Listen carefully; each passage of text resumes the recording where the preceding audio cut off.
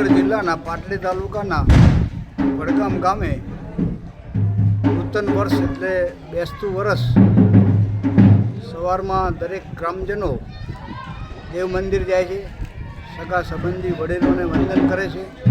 ત્યારબાદ ગામ વચ્ચે બધા જ ગ્રામજનોનો એક ડાયરો થાય છે અને અરસપરસ શુભેચ્છાઓ પાઠવવામાં આવે છે.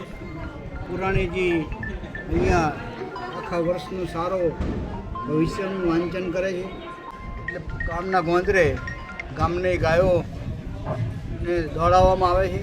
વર્ષોની પરંપરા છે કે આ ગામમાં જે ગાયો છે બેસતા વર્ષના દિવસે બપોરે અન્નકૂટ બાદ એ દોડે છે અને એ દોડે ત્યારે સમગ્ર ગ્રામજનો એના દર્શન કરવા અને એની ચરણ રજ શિર પર ચડાવવા માટે ત્યાં પહોંચે છે.